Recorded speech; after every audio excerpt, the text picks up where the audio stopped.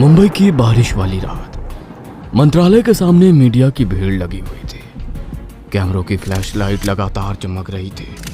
बारिश की बूंदें सड़क पर गिरकर सफेद रोशनी में चमक रही थी।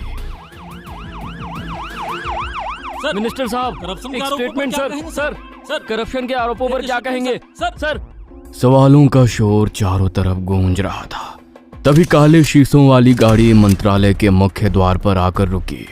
दरवाजा खुला। राज्य के नए मुख्यमंत्री विक्रांत देशमुख बाहर उतरे। सफेद कुर्ता, महंगा परफ्यूम, चेहरे पर सत्ता का आत्मविश्वास। लोगों को वो विजेता दिख रहा था, लेकिन तभी उसे गले के भीतर कुछ महसूस हुआ। विक्रांत ने हल्का सा कॉलर ढीला किया। गले में खुजली हुई, फिर जलन, फिर ऐसा लगा जैसे कुछ ऊपर चढ़ रहा हो। उसकी सांस अटक गई। पीए नीरज तुरंत पास आया। सर, सब ठीक है? विक्रांत मुस्कुराया। हाँ, बस हल्का सा इन्फेक्शन है। लेकिन वो झूठ बोल रहा था, क्योंकि उसी पल उसके कान के भीतर कुछ हिला, जैसे कोई कीड़ा कान के अंदर रेंग रहा हो। उसकी रीढ़ में ठंडी सिहरन दौड़ गई, लेकिन कैमरे उसकी तरफ थे, इसलिए वो मुस्कुराता रहा।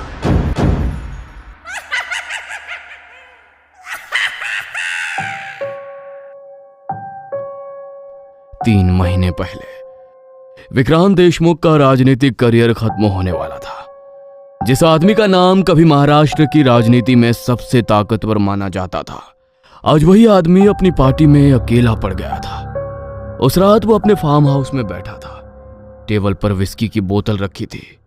टीवी पर न्यूज चल रही थी। सूत्रों के अनुसार पार्टी हाईकमान इस बार विक्रांत देशमुख को टिकट देने के पक्ष में नहीं है। कई वरिष्ठ नेताओं ने उनके खिलाफ मोर्चा खोल दिया है। राजनीतिक विश्लेषकों का मानना है कि ये उनके करियर का अंत हो सकता है। गिलास टीवी से जा टकराया, कांच टूट गया, स्क्रीन काली पड़ गई, कमरे में सन्नाटा छा गया। विक्रांत की सांसें तेज चल रही थी। उसकी आंखों में गुस्सा था, लेकिन उस गुस्से के पीछे एक और भावना छिपी थी। डर, कुर्सी खोने का डर, सत्ता खत्म होने का डर। उसने बोतल उठाई और सीधे मुंह से पीने लगा। तभी पीछे से आवाज आई, इतना डर गए हो? विक्रांत पलटा। सोफे पर महाजन बैठा था, उसका पुराना दोस्त। वो धीरे धीरे मुस्कुरा रहा था। मेरे पास एक रास्ता है। कौन सा रास्ता? महाजन कुछ सेकंड चुप रहा, फिर बोला, एक आदमी है। कौन? भैरवनाथ। कमरे में सन्नाटा छा गया।